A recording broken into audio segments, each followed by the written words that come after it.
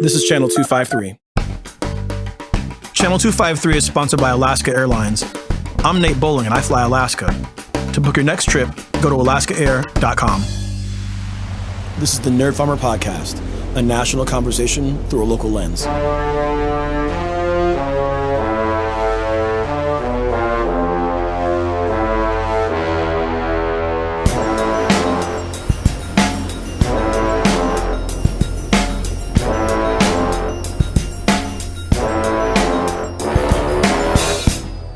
Greetings. This is Nate Bowling, host of the Nerd Farmer Podcast, coming to you live from the sun-drenched and glorious Summit Club here at Cheney Stadium. Not the usual location for the show. Last episode, we talked to Bev Yanez, midfielder for the Reign, and we also talked to Casey Catherwood, who's the creative director for the Rainiers Extravaganza, and then Aaron Artman. Today is going to be dope. I have the pleasure of talking to, frankly, one of my heroes and one of my favorite athletes, Megan Rapinoe of Reign FC, and the majority owner of the team, Bill Predmore. So before we get started really fast, just some housekeeping. Channel 253 is a local podcast network, and we'd love your support. We put out 25 episodes of Nerd Farmer a year, and you spend about 25 hours a year then listening to the show. And we would love to have your support. It's $4 a month or $40 a year. All right, enough of my yammering. Let's get to the good stuff. So welcome to the show, y'all. Thanks for having us. Hello. So I'm just going to own that I'm really excited for this. Like before mics went on, I said that, and I'll say on the air, that I think you're the most consequential soccer player of this generation, male or female, and I'm just glad to have you on. Thank you. He does play a bit of Sunday League. You met he is Megan. quite good. All right. Sorry about that. No, that's perfect. Your whole setup, I was like, I'm your hero. This is awesome. I feel really good about this interview. So. Thank you. So, yeah, Bill, it's awesome. you laid out in Sounder at Heart kind of the reasons behind the move, but Sounder at Heart's a pretty wonky site for nerds like me. So could you kind of just lay out for the audience why are Reign FC here in town at Cheney Stadium now? Yeah, I mean, look, I think I described it in the sort of the presentation we had down here a month and a half ago. Is it really bittersweet, right? We loved being at Memorial. I guess I don't want to speak for Megan, but we I loved think it. Yeah, there was. I mean, it had its rustic charms, right? I think there was something about it that that did feel good, but from a fan experience perspective, it was really challenged, and there was just not much one could do to solve those problems for any reasonable amount of money. Despite I think our efforts to try and find a way. On top of that, the field, which probably did not love playing on. Taking years off my life, that field. Yeah, it was not a great pitch. We were at a spot with the league where we had to do something about that, right? Didn't meet U.S. Soccer Pro League standards. We'd had waivers really since we came in the league, first down at Starfire and then at Memorial Stadium for 5 years. So we had to do something. And replacing a turf field in a stadium that we don't really control, that's being used, I don't know how much, 8 hours a day or something, right? Whatever gets crazy use from all sorts of high school teams are renting it out, just was not practical to stay in that stadium. And we spent the better part of a year looking around at different options, and they got very lucky and found a new home here at Cheney Stadium, which I think 6 weeks in or so, it's been everything we could hope for. Megan, can you talk about specifically the turf thing, right? So I'm a duffer. Like I play indoor soccer occasionally, yeah. And so like all I play on is turf fields. Can you talk about how, for a high-performing athlete, the difference between playing on, frankly, decades-old turf, it seems like a Memorial, versus real grass? 5 years. 5 years old, but yes, not good enough regardless. So how big of a difference for you as a player is that? It's actually a huge difference, and it's twofold. So there's sort of a performance part of it, and then there's the physical part of it. So the turf obviously gets beaten down, even if you just have one team over 5 years playing on it. But when you have bumper shoot and intramurals and high school football and sort of everything under the sun and a pro team playing on it, it just gets beat down. It's hard. There's no cushion. And it's like the shock has to go somewhere. So it's ankles, knees, lower back. And I think the way the season is, it'd be great maybe if we could kind of expand it to 10 months and play one game a month or one game a week and lengthen it out a little bit, but that's not the reality of it. So from a physical standpoint, it's just tough to be on that kind of hard surface with the, wearing the cleats that we have that are basically nothing with like little studs on the bottom. Sure. It's tough. And then from a soccer perspective, it just doesn't play the way that the ball should. You can't get the skip on it. Obviously, it's a lot harder, so it's bouncy. You can't like chip the ball. It just plays a lot differently than I think ideally you want to have your field play if you can, have it any way you want. So we manage. Obviously, it's not the worst thing that you could play on, but if you can have it better, if you can have a grass field like we have at Cheney now, I would much prefer that. Okay. So Megan, be honest here. When Bill first came to you and said we're going to move the team to Tacoma, Washington, what were your thoughts?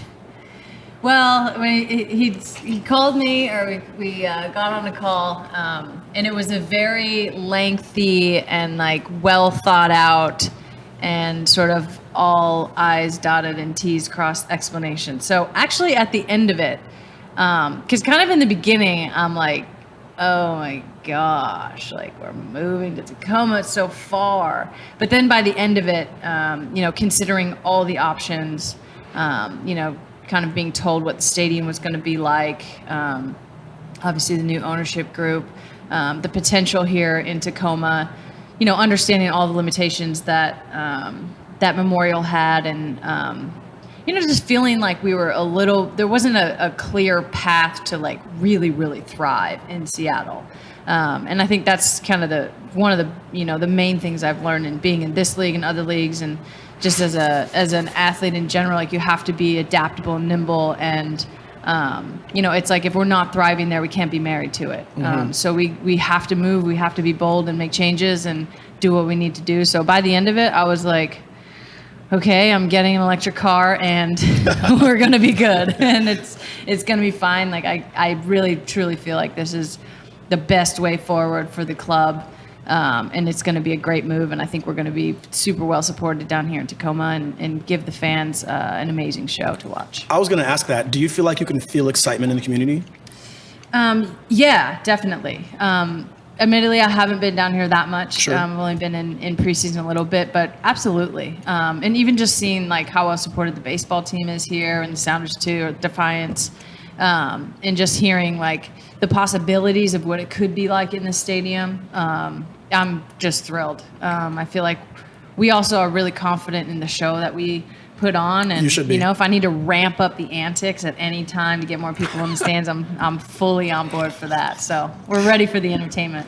One of my favorite things about you is if you just put Megan Rapinoe in GIFs, the dear. collection of shenanigans that comes out is just like off the charts. And Yeah. so yes, I'm here for the antics. Yeah. Actually, my girlfriend, she does send me back gifts of myself sometimes, and I'm like, this is not fair. This is not funny. It's hilarious, actually. Well, It's perfect. when it's time, I have a realtor friend. We'll talk about moving to Tacoma. Okay, So, amazing. Bill, some kind of wonky questions for you really fast. Sure. How are ticket sales? I think so far so good. It's a tough thing to say. We don't have anything to compare it to, right? Sure. The one thing that I can look at are season ticket sales year over year. We're actually doing better down here than we did up in Seattle last year, so that is an encouraging sign. That's interesting, actually. I don't think the average person. So you've sold more season tickets for Cheney than you did at Memorial. Yeah, which is not what we expected. Yeah. The transition obviously happened, probably later than we would have liked, really late in the season ticket cycle. So I think there's probably been more. It's probably been good on both sides. I think there's more people from Seattle than we expected are retaining their tickets, and then there's more that have purchased in Tacoma, which is great. A lot of our ticket sales are sort of over that last week to 10 days before a game, so that's where we'll really start to see what it's going to be. But I'm optimistic on the buzz question. I would say it does feel different. That I always felt like it was tough in the Seattle market. There's a lot going on. There's a lot of like great things to go do, right? Sounders, amazing experience, or the Seahawks or the Mariners or whatever. There's just a ton of stuff to do, and it was, I think, hard for us to make enough noise, where we could get that sort of buzz going with the sort of average individual in the city. So it feels like down here we've got a little more opportunity to create that buzz, and feels like it's happening. I'm just going to go on the record here. The Rainiers have a 24-year head start on you, and Defiance have a 1-year head start. And like for me, what I'm hearing, I think you're not drawing both. That's what I think. All right. Wow. I like that. I don't know if Aaron's going to be excited to hear that, but I love it. So yeah, I actually believe like what we've got when people come out and give it a shot, they're going to love it. Yeah. So I always thought in Seattle, if we can get people to come out to a game, they'll come back, right? It's Megan and the team, they put on a great show. Yeah. It was tough to support it in the stadium we had, but I think, we had an event here, I guess a week ago, and talked about Cheney, this little sort of gem for the city that it's an amazing, it's not a huge stadium, but it's got all of those things that you would want it to, sort of have a modern match day experience. So I think it will be the right blend. So my first Reign match was the final at Starfire against FCKC, and I, from that moment I was hooked. Like I love the game. That was a great game. Yeah. So Megan, good game, bad result. But you talked about what it means for you as a player. Can you talk about like what it means for the team to be coming south?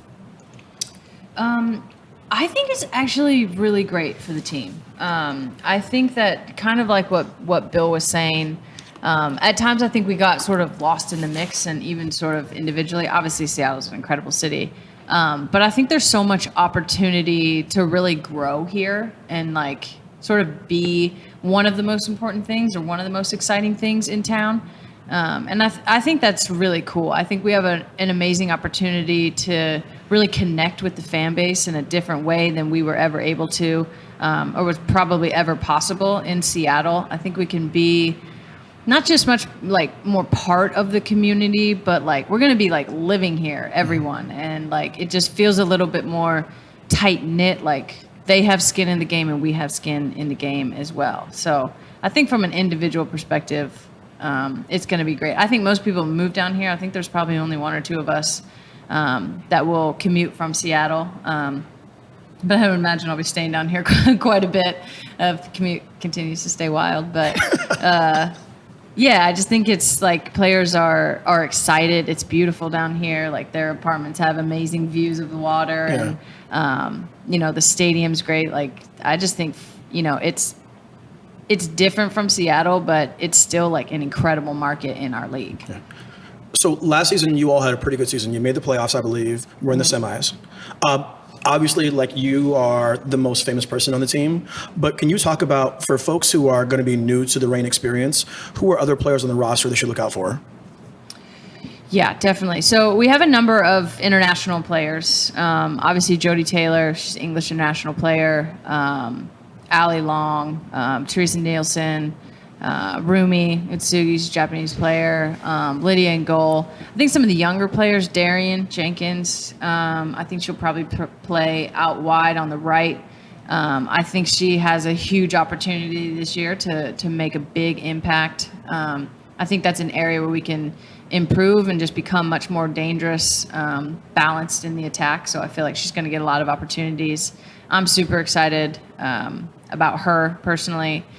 And then obviously the old ones we're still kicking, we're still fun. But yeah, I think it's going to be a good opportunity for some of those younger, even like Morgan Andrews, it was her first year last year. So kind of getting accustomed to the level of the league and the quality of the league.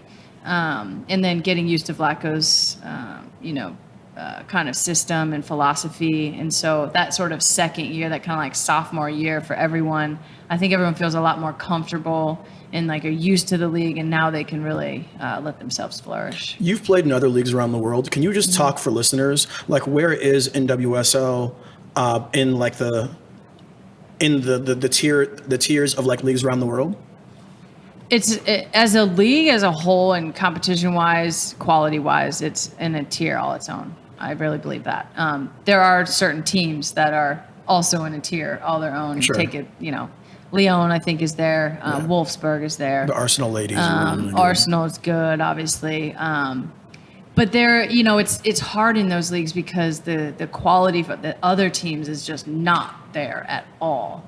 Even the second and third and fourth best teams in those leagues are not even close to the level of the first team. So from a week in and week out competition standpoint and the way that this league challenges you and makes you better and sharpens you, there's nothing, in my opinion, that I've seen or that I've watched that's like even close to the level of this league. And then, so Bill, for you, the league is entering its 7th year. Yep. you're not a doctor, but to me, it's really great to see that this league has sustained itself. Like the WPSL folded. What would you describe as like the health of the league? I think overall, not bad. Getting to 7 years was, I think, a pretty incredible achievement. Considering what happened, in the past, for sure, and really what's probably happened, globally.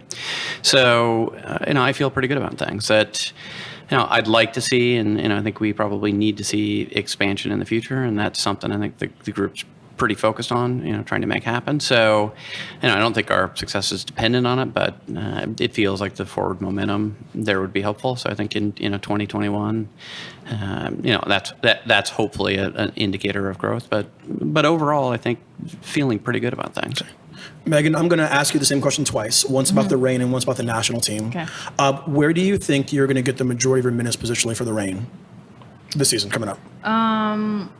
Probably wide left. I think we'll probably play 4-3-3 still. At times it looked a little bit more like a 4-4-2, and Jody and I kind of played up top, and I sort of was able to kind of flow left, but more so underneath her. So I would imagine that would mostly be the same. Okay, and you've played under a ton of coaches in your career. What is playing for Vlatko like? So when I was interviewing Bev last week, she was very complimentary. Like, he's got a soccer brain, apparently, like nobody's business. What's it like playing for him? Well, I don't want to compliment him publicly, obviously. We don't need to go that far. I actually feel like just insanely lucky in the NWSL to be coached by the coaches that I've been coached by. Like, to have that later in my career has been like a game changer for me. Laura was obviously amazing before.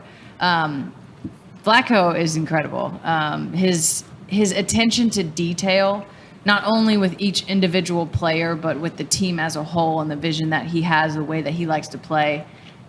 He's extremely demanding, but in a very realistic way. He's never going to just like get on you for nothing, which like really turns players off if you're just like riding someone for nothing. He always has a specific thing that he's happy to like show you film and walk you through. If you ever like, I don't think this is like really true, he's like, oh, okay, great, sit down. Let's just sit down and like hash this out. But he also has a really like amazing way of seeing and demanding the potential out of each individual and the team. But I think, for each individual, to have that and know that like you're gonna get better and you're gonna be challenged, and as soon as you sort of add that one thing to your game, then you're on to the next thing that you're trying to add to your game. So for me, I feel like obviously playing having to kind of juggle both teams, but being able to come back here and like have that demand on me and like have my mind sharpened like that and add little things that I can then take to the international level is invaluable. And he just has a good way. He his jokes are okay. They're not great, but like he tries to joke. He's like has a good sort of rapport in the team, and he wants to win ultimately. And he's proven that nobody knows better than us. Unfortunately, he's proven how successful he can be. With the right pieces around him, and how successful he is in those biggest moments. I have a friend named Kat Peterson, and she is the varsity soccer coach at my school for both the boys and the girls. And so I wonder for you, so you have Jill Ellis coaching the national team, and then Vlatko here at the Reign. What are your thoughts about the role of women in coaching and where they're perceived to be allowed to tread and not tread?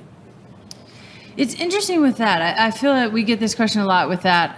Also, like referees, like, should all the referees be women in this? And it sometimes is difficult to answer that question because for me as a professional athlete, I want the best person to be coaching me. So with that said, I want then like overfunding of like coaching programs for females. And like programs that either ex-players are going into or sort of like coaching academies that they're going into, so that like in my lifetime, it's probably not realistic for all of the coaches to be women, or all of the coaches to at least have men and women sort of equally represented. But I think, within the next sort of generation of kind of like these players that are playing right now or have just retired, like they should be the next ones. They should be getting that training and funding and all of that. Same with the referees. Like, I think eventually you just want to get to the point where it's just equal and the best person is getting the job. Yeah. But until you have everything equal on all sides, then like I think you do need overinvestment, and you do need to focus on having more women and giving more women opportunities in all of these higher positions. Sorry, I just pictured Abby Wambach like on a sideline screaming at male players. Yeah. And screaming laugh inside. Bill, question for you. So like the fans who I have and listeners I have who are soccer junkies are already in. They're going to be here in Summit Club. They're going to be there. For the person who's listening who's like a soccer novice or soccer skeptic, besides the opportunity to boo Portland repeatedly, why should folks come out to the games? Well, that's a pretty good reason. Booing Portland is a ritual in my household, for sure. Even if we don't play Portland, you just come out and boo Portland. That's totally Orlando. That's totally fine. Look, I think the game has everything that you want, right? You're going to spend 2 hours out here. It's going to be a great environment. It's a great show. I think it is great soccer, period. It's not great women's soccer. It's just great soccer. So, I think if you like the game at all, or you think you might like the game, it's worth coming out and giving it a shot. And I bet 80% or more will come back and go, it was great, and we'll come to another game. So I like that point about the level, because I've been an MLS season ticket holder for years. I'm going to be a Reigns season ticket holder this year, but the Megan Rapinoe level player in the men's game is not showing up at Cheney Stadium or at Central anytime soon. And so that's a really good point. Yeah, I mean, look, you're going to see here like the best players in the world, right? That on the opening night against Orlando, you got Marta, who it's got to go down in, one of the best to have ever played the game. Alex Morgan will be out here. Sorry.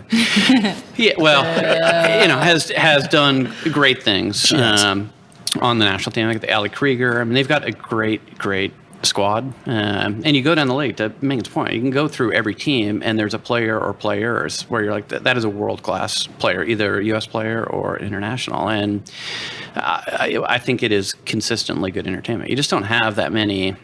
I'd go back and look. Maybe there's one or two games where I'm like, that was a kind of a clunker. But almost all of them, there's something in there where you're like, okay, I was worth 2 hours of my life to come out here and watch a game. So, hopefully people come out and give it a shot. Okay. So we're taking a break here. And when we come back, we're going to talk about the women's national team and kind of like the lay of the land there. My upcoming trip to Paris for the World Cup I'm excited about. Hey. And also listener questions. We'll be back. This is Eric Hanberg, host of the We Art Tacoma podcast, and I'd like to take a moment to thank Workforce Central for sponsoring Channel 253. Our economy has been heating up and jobs are coming to our region, but in Pierce County we still have two big problems. One, a lot of our workers are getting on I-5 and heading north to work in Seattle. And two, many of our residents don't know how to get trained for the jobs that are open in Pierce County. This is where Workforce Central comes in. Workforce Central wants to help you find a job here. Workforce Central partners with Pierce County businesses, local governments, nonprofits, organized labor, and schools to get our workforce prepared for living wage jobs in our area. If you need training to help you get a job, or need to advance your skills to land a better job, our partners at WorkSource in Tacoma can help. Call 253-593-7300. Right now, there's a demand for workers in industries like healthcare, construction, transportation, and advanced manufacturing. Workforce Central helps get Pierce County residents trained up for these jobs. And Workforce Central is making it easier than ever to find these jobs. Head over to workforce-central.org to search every job listing in Pierce County, all in the same place. So put your talents to work, ditch your commute, and love your lifestyle. Thanks Workforce Central for your support of Channel 253. And we are back. So Farm Fam, a quick reminder, our next Nerd Farm Reads book club is a very uplifting title called How Democracies Die. Again, How Democracies Die. So go to King's Books, your local library, pick it up, and tweet about it using hashtag Nerd Farm Reads, and enjoy the misery of the modern world with us. All right, pivoting. I just want to get into it. What lessons are you taking away from the She Believes Cup? A lot of lessons. I think actually one of our assistant coaches, Steve Swanson, who's at University of Virginia, said it best.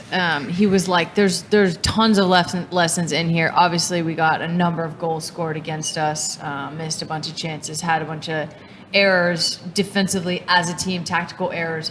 But I think the biggest lesson is that you have to learn the lesson. It's not enough to like know you made the mistake. You can't ever make the same mistake again. That mistake is going to get you knocked out of the quarterfinals. So I think for us, for each individual player to like really dig in and like ensure that you are learning the lesson and then, you know, bringing it back to your club and working on it and making sure that it's better. I think also tactically, we just need to be a lot sounder and a lot smarter. I think sometimes we just let the game do what the game wants, and we have to like exert our control over the game, which takes a lot of forward thinking. So like, what exactly are we trying to do against maybe a team like Japan, who's not as athletic as us, but are going to be very technical, very tactical, very organized? How are we going to break them down? Like we can't approach the game against England the same way that we're approaching the game against Japan. We have to start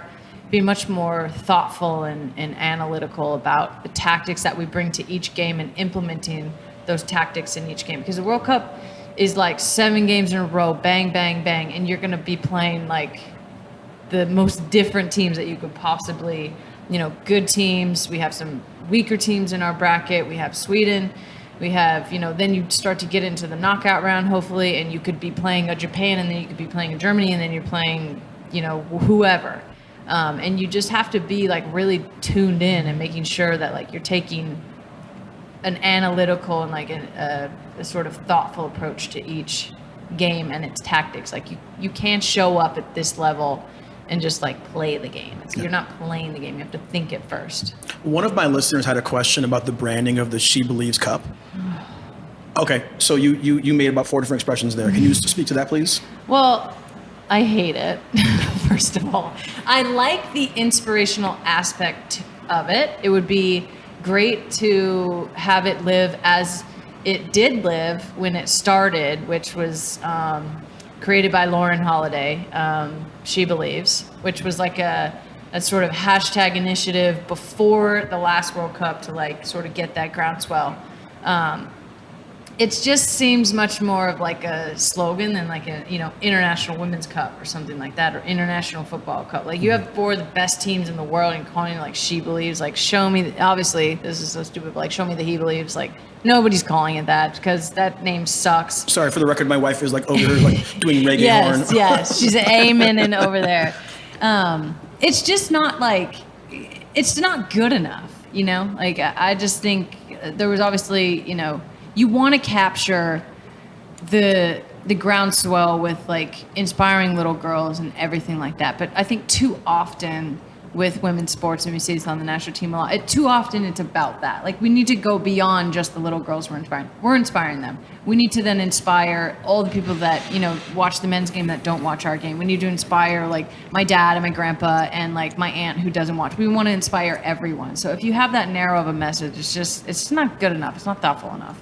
It's funny, like I remember I caught myself last episode, I was about to say, if you have a daughter in town, you should bring her to a game, but that's bullshit. Like if you have a son, you should bring them to the game because they should see the top women in the world playing. I want to lean into this question a little bit more because you've kind of opened the door here. Yeah. And Bill, this might be time for you to lean back a little bit. So like the US women, whether folks realize it or not, are like the Germany or the Brazil of soccer. And you're preparing for a World Cup, which is coming up this summer. You're a, let's see, gold medalist, World Cup winner, and have second place in a World Cup in your career. And so like that's the creme de la creme. But you're not always treated like that by the federation and frankly by fans.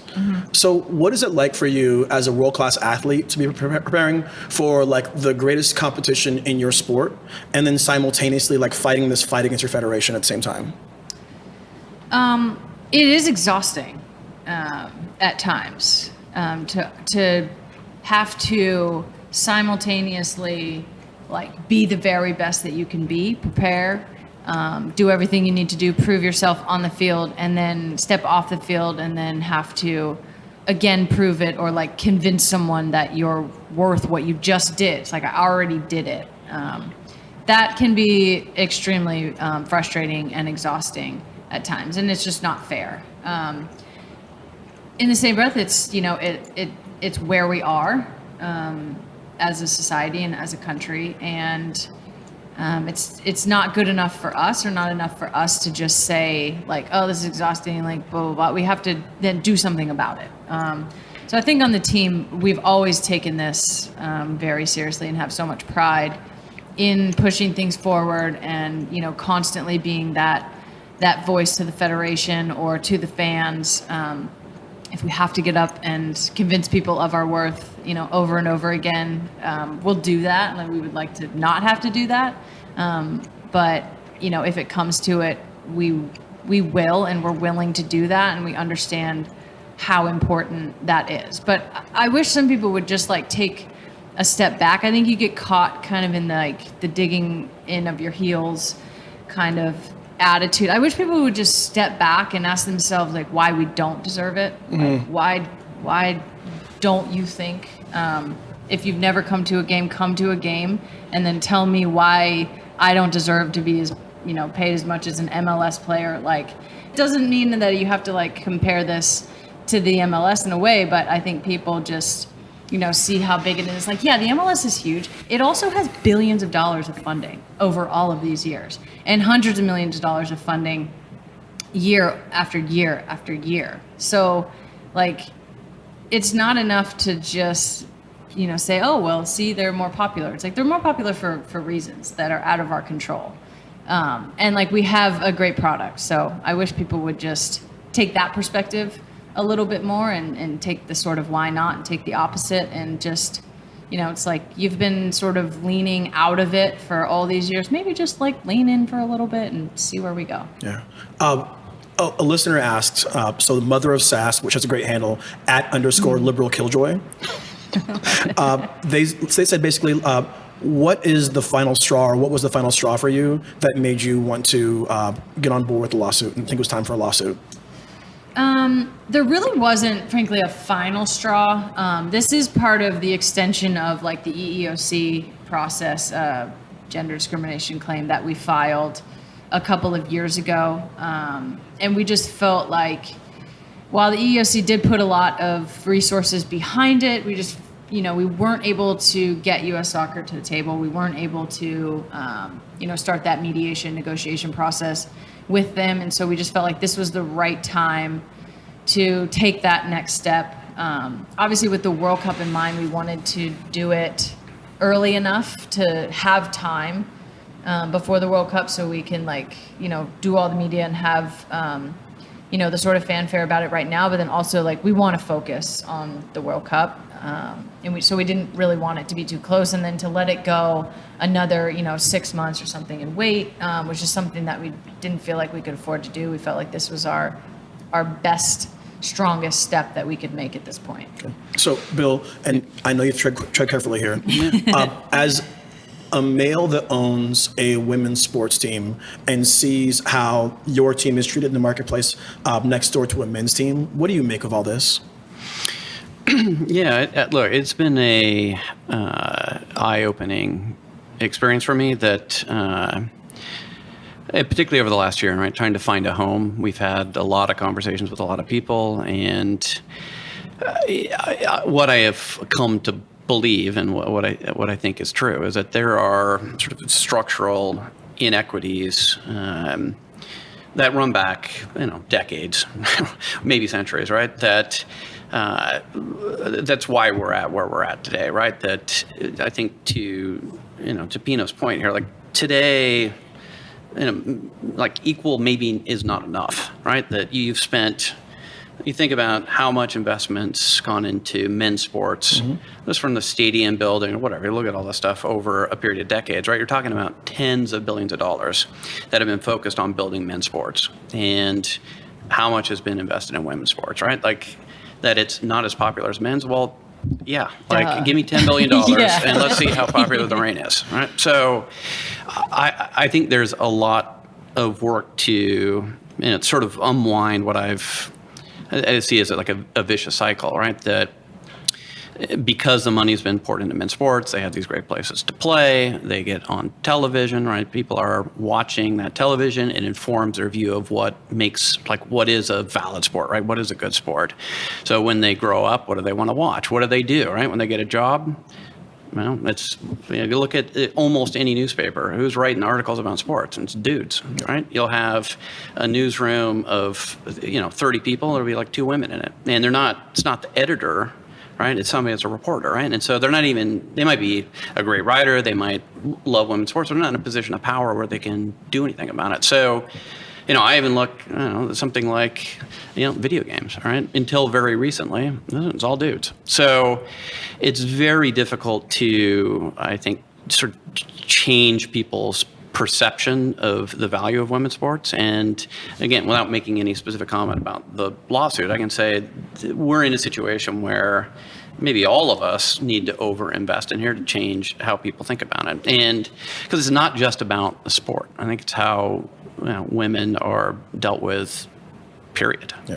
So, again, this is, I'm focused on this, on the sports side of it right now for obvious reasons. But when I say it's eye-opening, it's been, sort of a disheartening experience, and mostly out of my own, ignorance. Right? I'm not a woman. I haven't had those direct experiences, and it is tough to see. So I understand completely the frustrations and whatever. I think there's something that has to be done.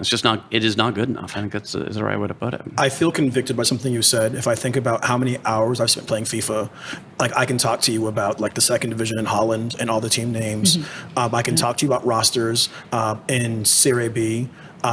But I don't have a familiarity with the women's game because everything I'm exposed to, okay, confession time. I've got a copy of FIFA 14 that I've been playing for like 5 years, where I have Eddie Johnson in a career mode, and Eddie's like 37 years old and like hanging on in the second division in Holland, and I have never played FIFA with a women's team. Well, yeah, I mean, and again, the tough thing is, I don't think it's not like a conspiracy. Yeah. It's just what people are used to, right? And I think people like the things they're comfortable with. And I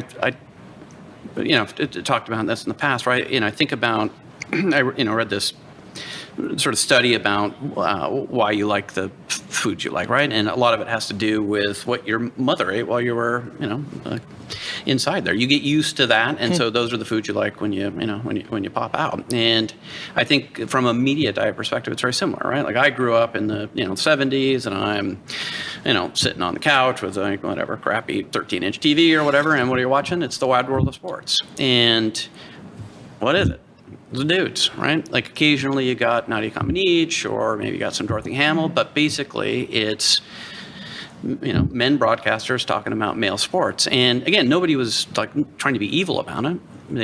That's just what they showed. But I'm sitting there watching it with my dad or whoever, and like that's what I got used to watching. And even for me, I think it's shaped my perception of what is valuable in sport. Like I'm embarrassed to say, like I'd not seen a Storm game, before having the team, and I go now all the time, and I missed out on this whole like aspect of life because of those experiences I had earlier. That I think almost all of us have this unconscious bias that's been shaped by the media diet that we've consumed for basically our whole life. So it's to Pino's point, I don't think this is like we're not solving this tomorrow. That this is next generation or generation after that, but it has to start somewhere, right? You have to say we got an issue, we got to identify it, and then we got to work to solve it. And probably the biggest way to do that is going to be investment, which again, tough to say, but I think that's probably the solution to the problem. But you made a point that I like, though.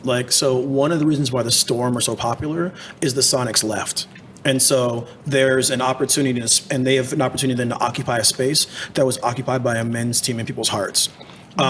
I think, frankly, that we're seeing the same thing happen with the women's national team. I think a lot of fans have been turned off by the men's managerialist 2 years in the wilderness. And so I'm wondering, like, Megan, do you feel, so what I perceive is that a lot of people are really frustrated with the men's soccer team, are turning toward the women's soccer team and getting excited about this World Cup season. Are you feeling that same thing? Yeah, I definitely am. I mean, it sort of goes in that cycle anyways. Obviously, the Men's World Cup, comes a year before us, and then we're the year after. And I think that sort of void left by the men not being in the World Cup, and then, not having a coach and sort of having to, sort of float through this time where they need to find a GM and head coach and all of that, new players, and, a lot of those players the fans don't know. But I think too, like, fans want to be a part of the experience, and they want to be a part of, like, the vibe of it all. Like, does everyone who goes to a NBA game know what the hell is going on? No, they like the entertainment factor and the experience. They like the community part of it. So I think with the men's team, obviously, we really, like, I felt that last summer. I was like, man, this World Cup feels far away, because we didn't have that, like, we didn't have our heart in it. And we didn't have, like, our boys in it, And so I think people are, like, they sort of were ready for that. They were, like, gearing up 2017 to, like, go to World Cup 2018.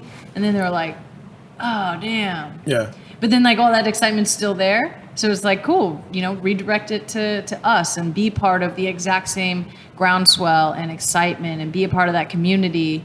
And, like, come support us, or, like, just, get in the bars. Like, that's fun to just do that. Yeah, I will be there. Yes. Same question from earlier for you. Where do you expect to see the majority of your minutes in France?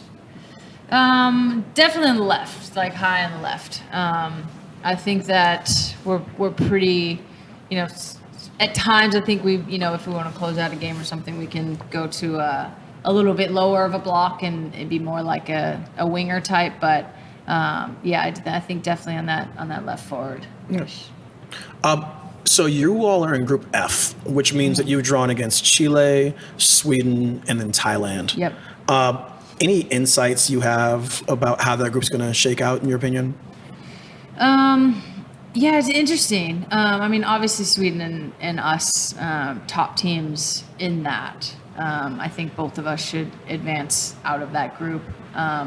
Us and Sweden's always a tough game. We just know each other so well, know the styles so well, and just have so much history. I think we have a great opportunity to come out of that group first and put ourselves first out of that group and be feeling really good and strong. I think we also have an opportunity to not get beat up 3 straight games in a row. Obviously, it's a lot of games in a short amount of time, so we can kind of, without obviously being disrespectful to Chile and Thailand, I think we can find our feet a little bit in that tournament where, thinking back to 2015, we have Australia right out the gate. That game was nuts. We have Sweden in the group stage. We have Nigeria in the group stage. Like, those are tough games. So I think that we can grow and build into it a little bit, but, also, like, the gaps are just so small now that, we want to have good performances and feel good about every game and grow into those, right from the jump. I don't want to put your age out there into the world, but this is likely your last World Cup, maybe like one more after this. But what does that mean to you? It's kind of interesting. I feel like I've gone through a little bit of, I feel like I'm in my second career.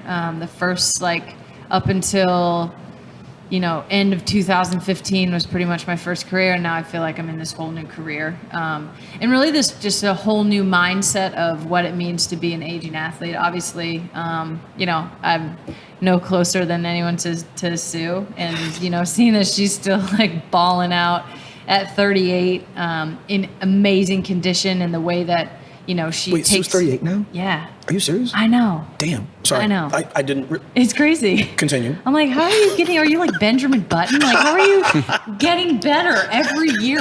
Are your wrinkles going away? Like, I don't understand what's happening. Like, what are you doing that you're not telling me? What are you eating in your breakfast that you're not putting in mine? But, like, obviously guys like LeBron James and, Christy Rampone played forever, Tom Brady's. Like, I think we need to readjust the way we think about age and sort of aging athletes. Like, sports science is so good. We have an incredible guy here, Nick Lehman, who just keeps everyone tip-top shape. So I feel like in this stage of this sort of second career, I I'm just more focused on each year and sort of like keeping myself ready each year. As long as I love it and my body's holding up, then I think that my style of play has longevity. Just need to stay healthy and all that. So I also like know that I'm not getting any younger, and this World Cup feels so different than the other two. I think my first one I was like, oh my god, this is awesome! Like, what? We made it to the final, and then we lost terribly. And then the next one was still like, I'm still young and feeling young and kind of have that kind of wanting to make up for the last one and do that. And now I feel like I am like the more veteran player. And in those other ones I had such veteran leadership. So I'm that person now, being one of the captains and just being one of the older, more vocal players on the team, and trying to understand the balance between kind of guiding the youngins, but like letting them do their thing too, because they're amazing and like they have so much talent. So it's kind of an interesting balance, but it's been fun getting older, and I'm still out there, so they haven't beat me yet. All right, so we're going to pivot to listener questions. Okay. And so some are frivolous, some are serious. Just bear with me. Okay. One just came in. I'm supposed to ask you, Bill, about your time as an intern on Bill Nye the Science Guy. Is that real? Yeah, that is real. Actually. Amazing. So, you didn't know that? No, I I didn't guess know we never that. documented that. Yes, I worked on Bill Nye the Science Guy that's really how I got my start. I'm surprised Really? it never came up. No, I didn't know that. Yes, right out of school, I got an internship working on Bill Nye. It's probably one of my kids that sent in the question. So I'd like to thank my crack researcher, Mrs. Bowling, for this one. okay, yeah, Love it. yeah. So it was whatever, great experience. Megan, for you, this is from Hugo. What's your favorite taco experience? Oh man. Well, Tacos Chukis in Seattle is pretty bomb. That's an excellent answer. I'm from California, and spent a lot of time in Southern California and San Diego. So like, there is not a place in the country that has better tacos than that. And actually, I feel like Seattle's like has amazing food, but it's lacking in the Mexican food department. So Tacos Chukis is the closest thing. I'm just going to tell you that tacos in Tacoma are better. Are they? I'm putting that Okay. out there for you. I'll give you some recs off there. We can talk. Okay, definitely. I need that. You said San Diego. I'm just like Roberto's, and San Diego is my. So Annie Jansen, she says, "OMG, she's my hero." She wants to know about your thoughts on queer visibility in women's sports, and also the role of white athletes in fighting white supremacy in our society. Yeah, I think for the queer athletes, it's still too narrow. I think there's just still too many stereotypes, or just the lens is way too narrow from which we view gay athletes and female gay athletes. I think it's changing, and I think that in part it's actually gotten like so much better that I think people are like, oh, like I don't feel the need, but like I still encourage people to come out and to speak out about it. Like even if you don't have to be on top of the soapbox like I am, but just to come out and say it, and to whatever way you want it, and sort of to be counted, I think is extremely important, and to give a dynamic face to what it means to be a gay female athlete, I think is super important. I think white athletes' role in combating white supremacy is huge. I think that it's something, frankly, that I'm disappointed in us. I think that there's so much more that we can do, and like so much more skin that we can put in the game. Like, it's happening. That hate crimes are up. Like white supremacists like murdering insane amounts of people just out of pure hate. That's happening. So in my opinion, insofar as that, and you're choosing not to do something, you're choosing to do something. You're saying something and not doing that. So I would like for a lot more athletes to speak up and to even just stand behind athletes of color, people of color, who are courageous enough to stand up. Whatever the backlash you think you're going to get is nothing compared to the backlash that people of color get, or how hard it is for them to stand up. So even just lending a platform or being an ally, I think, is massively important, and frankly something that white athletes need to do way, way better at. Okay. So I have a listener named Lady Jake who had like 9 different questions. Okay. So one of the questions is your thoughts on youth soccer, particularly on the women's side, particularly for low-income Black and brown youth, and like the lack of access they have, and like what kind of talent we're not getting through the pipeline. Just your thoughts on that? Yeah, I mean, I think that in a lot of ways, the system really says like, good luck. Good, it's thousands of dollars to play, and it's a lot of times in much sort of like richer communities. I think that we need to do a way better job of making sure that we're canvassing all those communities and bringing those kids into the fold and giving them an equal opportunity. As Bill was saying before, the sort of the investment piece, like the over investment in these communities, I think is massive. I think we're leaving like huge swaths of kids behind, for sure. Insofar as the sort of demographic of teams don't look like the demographic of the country, then we're leaving all those percentages of kids behind, and it's just not good enough. Same listener had a question about your experience growing up in Redding, California. Mm-hmm. So you were very vocal about like how the community was struck by the campfire. Mm-hmm. They're wondering about like how recovery is going and how are friends and family back home. Recovery is going well. Friends and family are good and rebuilding. Obviously, it's a long process, but I think that there's been a ton of support and aid. There's amazing, groups on the ground, organizations on the ground. The Shasta Regional Community Fund, which we did a little fundraiser for, and which I was involved in. It's been there for a long time and has worked on a lot of fires that have been in the area. So it's kind of a slow process, unfortunately, and to be hit like from every angle multiple times this year was just devastating. But it's such a resilient area, and it's a slow process, but it's happening. Okay. And I think California is officially out of a drought for the first time in 8 years. So hopefully next year will be a little less smoky for everyone. All right. So Ryan Healy wants to know, have either of you been to Red Hot yet? I have not. I have not. You have not. Not yet. I have not. But I've heard it's a must. Yeah, it's a must. It's a must. Okay. I might kidnap one of you and go there soon. Okay. So next from Peanut Brutal, one, you inspire me, she says. You do too, but I'm doing this terribly. You inspire her. Who inspires you? I mean, my mom, for sure. She's a huge inspiration to me. She doesn't really know it because she just is, goes about her business, but she's just such a boss and just is like such an influential person in my life. And she's just such the rock of the family and just kind of takes care of everyone and like just has this way of always doing the right thing and standing up for the right things, but just does it with the smile. And she doesn't really know that she's doing it. She just kind of like goes about her life like whatever, but she's just a total rock star. Okay. So question for both of you, also from Peanut Brutal. What is your favorite all-time Halloween costume? Anything Jim Carrey. I had like a number of years where I was like Ace Ventura, The Mask, and like Dumb and Dumber all back to back to back. So I can't even think of a Halloween costume worthy of note there. So I haven't worn one in a while. Yeah, it's been Yeah, my last time was 7th grade. I'm like, I'm too old for that nonsense. My closing question, and so I normally end the show with a thing called the 5. And the 5 are frivolous questions, but instead I'm experimenting with something here, so bear with me. All right. I'd like you to give the audience one thing to read, one thing to watch, and one thing to listen to. You can make Bill go first if you want to. Yeah, I can go first. No, I was going to make you go first. Yeah. Well, listen to The Nerd Farmer, obviously. Let's go. I will actually.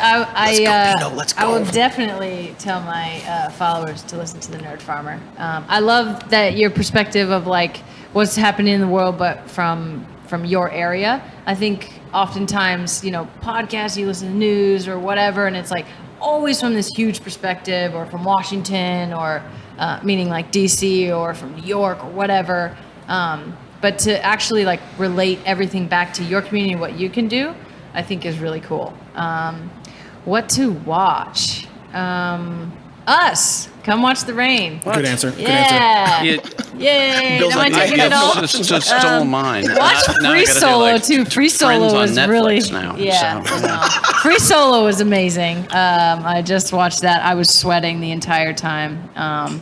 And Bohemian Rhapsody was awesome. Now all of a sudden I like think I'm Freddie Mercury and like want to get one of those like arm studded band things. I probably won't. But he was awesome. And listening to. You haven't done read yet. One thing to read. Read. Oh yeah, I did listen. I don't actually read a lot of books. I'm more in articles. I don't know. What magazine do you read? Love a good Rolling Stone. I read the newspaper every morning on my phone, but read the newspaper. I love The Atlantic. Those are all good selections. Read. We Were 8 Years in Power by Ta-Nehisi Coates. That was a good one. Yeah. You've won my heart again. Yeah, that was a good one. So, Bill, how about you? Well, I mean, I gotta say, watch. I'll expand. I'd say watch any rain first, but any women's sports. Right? I think. I think it's worth just sitting down if you have not done it before and give it a try. That I think back to that wide world of sports. The thrill of victory, the agony of defeat. That is not gender specific. Yeah. So I think that drama exists in all these games, and I think if people give it a shot, they will fall in love. Better that they come out and watch it in person, but.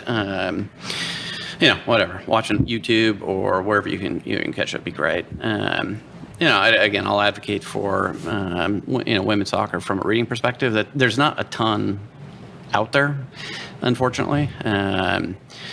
Maybe this is an area where again we got to put some pressure on the ESPNs and the Sports Illustrated to write a little bit more about women's soccer. That.